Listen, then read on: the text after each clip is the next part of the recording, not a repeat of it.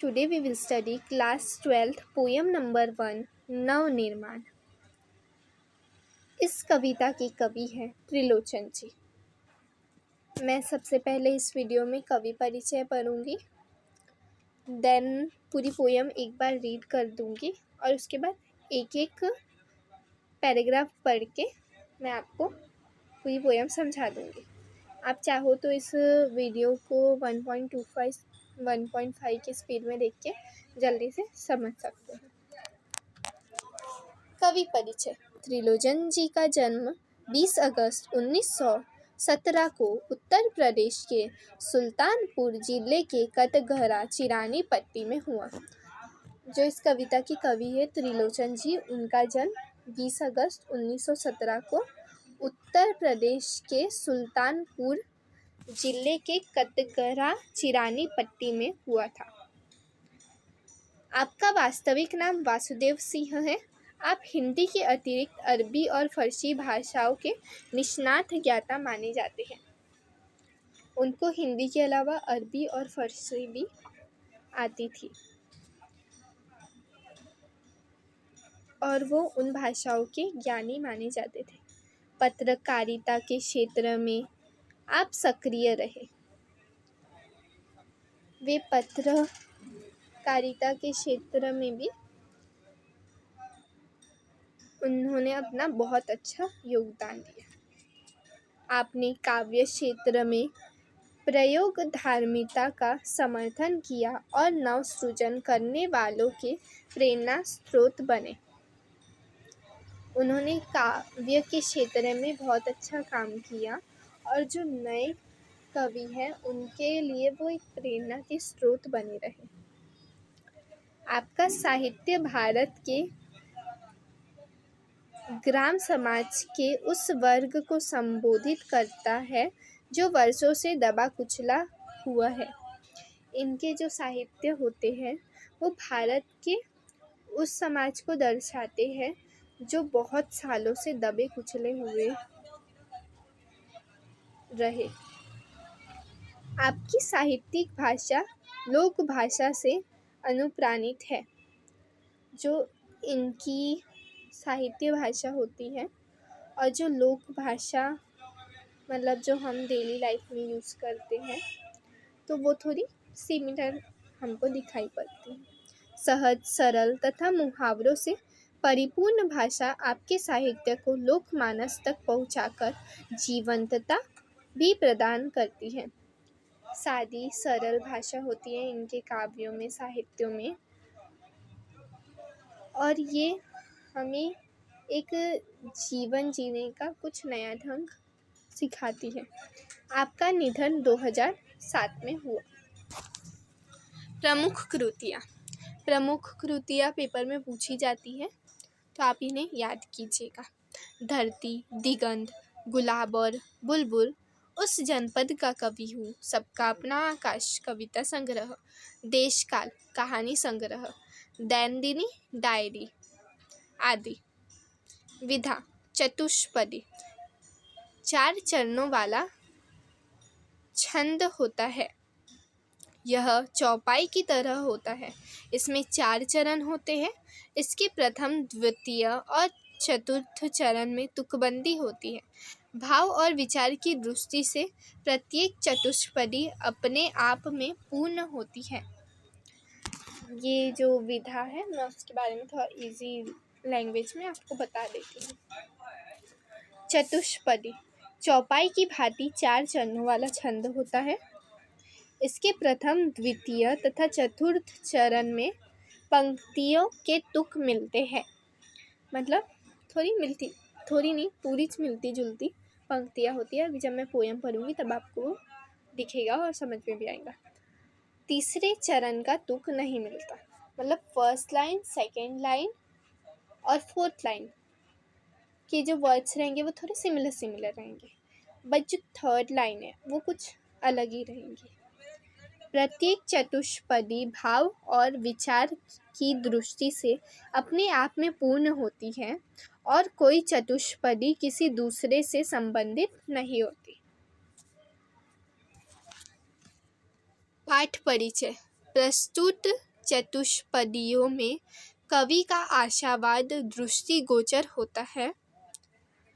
वर्तमान समय में सामान्य मनुष्य के लिए संघर्ष करना अनिवार्य हो गया है। कवि मनुष्य को संघर्ष करने और अंधेरा दूर करने की प्रेरणा देते हैं। जीवन में व्याप्त अन्याय, अत्याचार, विषमता और निर्बलता पर विजय पाने के लिए कवि बल और साहस एकत्रित करने का आह्वान करते हैं। न्याय के लिए बल का प्रयोग करना समाज के उत्थान के लिए श्रेयस्कर होता है। इस सत्य से भी कवि अवगत कराते हैं। कवि का मानना है कि समाज में समानता, स्वतंत्रता तथा मानवता को स्थापित करना हमारे जीवन का उद्देश्य होना चाहिए। अब मैं पोयम पढ़ना शुरू करती हूँ। तुमने विश्वास दिया है मुझको, मन का उच्छ्वास दिया है मुझको, मैं इसे भूमि पर संभालूंगा, तुमने आकाश दिया है मुझको।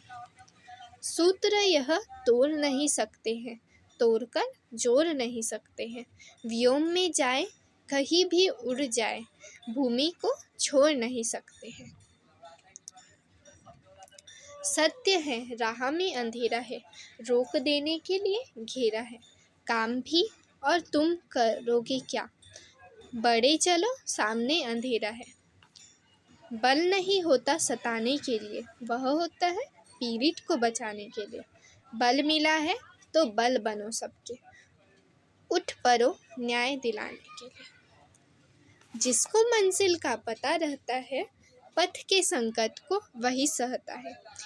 एक दिन सिद्धि के शिखर पर बैठ अपना इतिहास वही कहता है।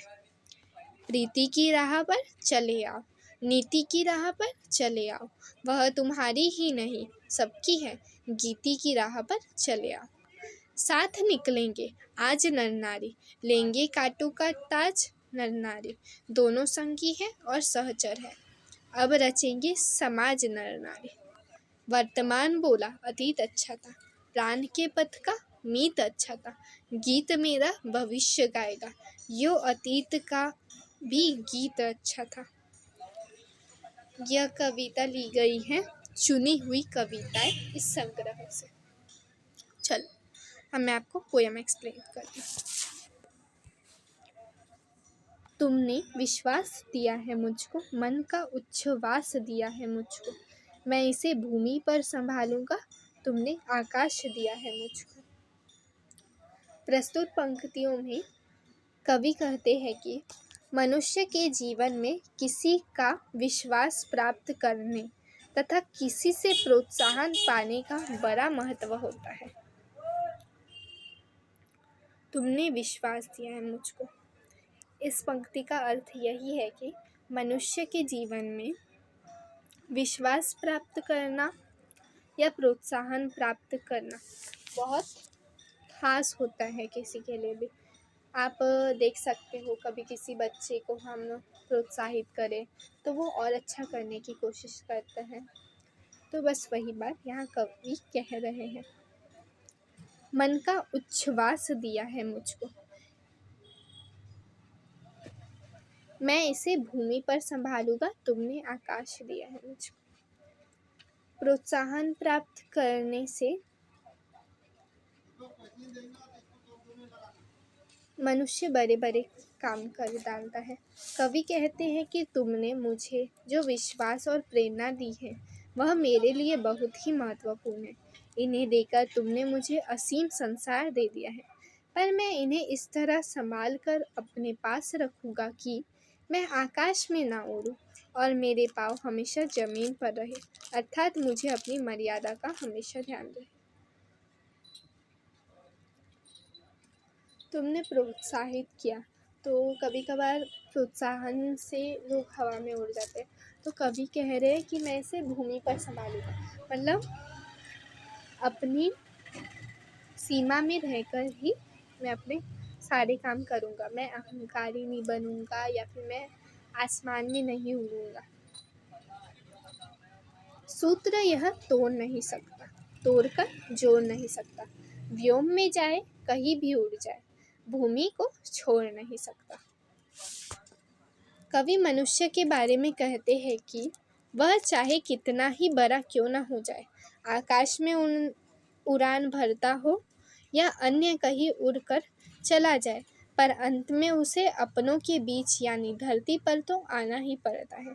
कवि कहते हैं कि यह बात शाश्वत सत्य है, इस सच्चाई को कोई नियम तोड़ मरोड़ कर झूठा साबित नहीं कर सकता। अर्थात मनुष्य कितना भी आडंबर क्यों न कर ले, पर वह अपनी वास्तविकता को छोड़ नहीं सकता।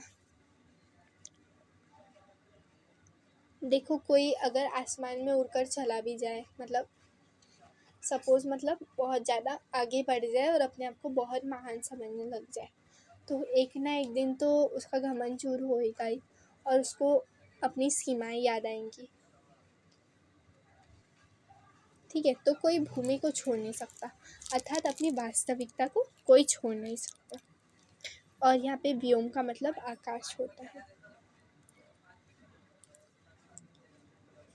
सत्य है, राह में अंधेरा है, रोक देने के लिए घेरा है, काम भी और तुम करोगे क्या, बड़े चलो सामने अंधेरा है।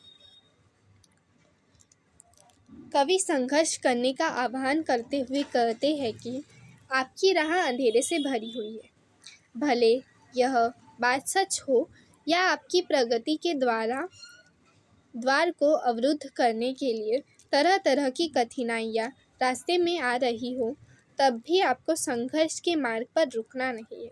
अंधेरे में भी आगे ही आगे बढ़ते जाना है, क्योंकि इसके अलावा आपके सामने और कोई चारा भी तो नहीं है। कवि का कहने का तात्पर्य यह है कि संघर्ष करना जारी रखना चाहिए। संघर्ष से ही सफलता का मार्ग प्रशस्त होता है। यह बात सच है कि हमें अगर अपनी मंजिल को प्राप्त करना है तो हमें बहुत अंधेरा यानी कि कठिनाइयाँ मिलेगी, लोग रोकेंगे हमें, पर इसके अलावा आपको अपनी मंजिल प्राप्त करने के अलावा आपके पास और क्या है ही क्या करने के लिए। तो आप बढ़ते चलो, सामने अंधेरा है तो क्या हुआ। बल नहीं होता सताने के लिए, वह है पीड़ित को बचाने के लिए। बल मिला है तो बल बनो सबके, उठ पड़ो न्याय दिलाने के लिए।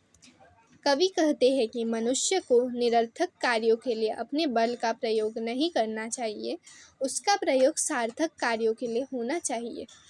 वे कहते हैं कि मनुष्य के पास बल किसी असहाय पीड़ित व्यक्ति को सताने के लिए नहीं होता, बल्कि वह किसी असहाय या पीड़ित व्यक्ति की रक्षा करने के लिए होता है। कवि बलवान व्यक्तियों को संबोधित करते हुए कहते हैं, यदि ईश्वर ने तुम्हें शक्ति प्रदान की है तो तुम सभी कमज़ोर लोगों के बल बन कर उनको न्याय दिलाने के काम में लग जाओ, तभी तुम्हारे बल की सार्थकता है।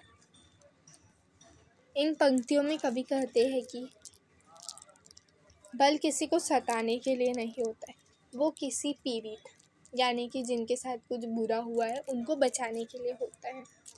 बल मिला है तो सबके बल बनो आप, जो पीड़ित है या जो कमज़ोर है उसकी मदद करो, उसके बल बनो, उठ पड़ो न्याय दिलाने के लिए।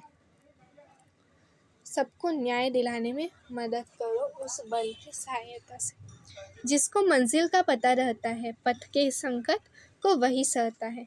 एक दिन सिद्धि के शिखर पर बैठ अपना इतिहास वही कहता है। कवि कहते हैं कि जिस व्यक्ति को अपनी सफलता की मंजिल की जानकारी हो जाती है, वह व्यक्ति अपने मार्ग में आने वाली परेशानियों से नहीं डरता, वह हंसते हंसते इन परेशानियों को झेल लेता है। ऐसे व्यक्तियों को ही जीवन में सफलता मिलती है। इस तरह सफलता के शिखर पर पहुंचने वाले व्यक्ति समाज के लिए इतिहास बन जाते हैं और लोग उससे प्रेरणा लेते हैं। जिसको अपनी मंजिल का पता रहता है, वह हर संकट को सहकर उस मंजिल को प्राप्त करने में सक्षम होता है। सही बात है, अगर हमें अपनी मंजिल का पता ही नहीं होगा तो हम किस दिशा में काम करेंगे। तो जिसको अपनी मंजिल का पता होता है वो अपनी कठिनाइयों अपने मार्ग में आने वाली कठिनाइयों को पार कर इतिहास कहता है, कुछ बड़ा करता है। प्रीति की राह पर चले आओ, नीति की राह पर चले आओ, वह तुम्हारी ही नहीं सबकी है, गीति की राह पर चले आओ। कवि प्यार मोहब्बत और अच्छे आचार व्यवहार को अपनाने की बात करते हुए लोगों का आह्वान करते हैं कि वे सबके साथ प्यार मोहब्बत से रहे और सबके साथ अच्छा व्यवहार करें। यही सबके लिए अपनाने वाला सही मार्ग है। वे कहते हैं कि सबको हंसते गाते जीवन जीने का मार्ग अपनाना चाहिए। हमें प्रेम मोहब्बत से किसी की भी मदद करनी चाहिए, अपनी राह पर चलना चाहिए, हमेशा नीति से काम करना चाहिए। हमें गीति की राह पर चलना चाहिए। साथ निकलेंगे आज नर नारी, लेंगे कांटों का ताज नर नारी, दोनों संगी है और सहचर है, अब रचेंगे समाज नर नारी। कवि स्त्री पुरुष समानता की बात करते हुए कहते हैं कि स्त्री पुरुष दोनों एक साथ मिलकर विकट समस्याओं को सुलझाने का कार्य करेंगे। दोनों इस दिशा में कंधे से कंधा मिलाकर काम करेंगे और नए समाज की रचना करेंगे जिसमें सबको समानता का अधिकार मिले। कवि कहते हैं कि नर नारी साथ निकलेंगे, वह कठिनाइयों को सहकर साथ साथ रहेंगे और समाज का पालन पोषण कर उसको और आगे बढ़ाएंगे। वर्तमान बोला अतीत अच्छा था, प्राण के पथ का मीत अच्छा था, गीत मेरा भविष्य गाएगा, यो तो अतीत का भी गीत अच्छा था। कवि वर्तमान और अतीत के बीच बात करते हुए कहते हैं कि वर्तमान के अनुसार बीता हुआ समय अच्छा था। उस समय जीवन पथ में साथ निभाने वाले अच्छे मित्र थे। वर्तमान कहता है कि भविष्य में जब हम अतीत हो जाएंगे और लोग हमारा भी गुणगान करेंगे, वैसे अतीत का भी गुणगान करने लायक था। वर्तमान कहता है कि अतीत अच्छा था, प्राण के पथ का मीत अच्छा था। वर्तमान का गीत भविष्य गाएगा। जैसे आज वर्तमान अतीत का गीत गा रहा है। अतीत मतलब पास्ट टाइम, पुराना समय। तो वर्तमान ये कहता है कि अतीत अच्छा था। अब भविष्य में मतलब आगे के समय में वर्तमान भविष्य के लिए अच्छा हो जाएगा, क्योंकि वर्तमान जो है वो भविष्य के लिए अतीत बन जाएगा। ठीक है, तो बस वही बात हो रही है। और वर्तमान यह भी कहता है कि अतीत का गीत भी अच्छा था और आगे भविष्य मेरा गीत गाएगा। यहाँ पे 4 शब्दों के अर्थ दिए गए। व्योम आकाश, सहचर, साथ साथ चलने वाले, मित्र, सिद्धि सफलता, मीत मित्र दोस्त। अगर आपको इस कविता में कोई शब्द का अर्थ नहीं समझा है या कोई चीज़ नहीं समझी है तो आप उसे कमेंट कर दीजिए, then I will answer your comments. And मैं इसके जो क्वेश्चन आंसर्स है वो आपको मेरे टेलीग्राम चैनल पे दे दूँगी। ठीक है, ये हमारी आज पोयम कंप्लीट होती है। हाँ, और चतुष्पदी के बारे में मैं बताना भूल गई। तो देखिए, इसमें मुझको मुझको मुझको सब में क्लास में वही आ रहा है कि देखिए सेकेंड वर्ड भी राइम वर्ड्स टाइप है। मतलब सब में कुछ कुछ समानता है, फर्स्ट, सेकेंड और fourth line, but third line is totally different. So this is called as Chatushpadi. Okay. So thank you for watching my video and please subscribe my channel and like my video. Thank you.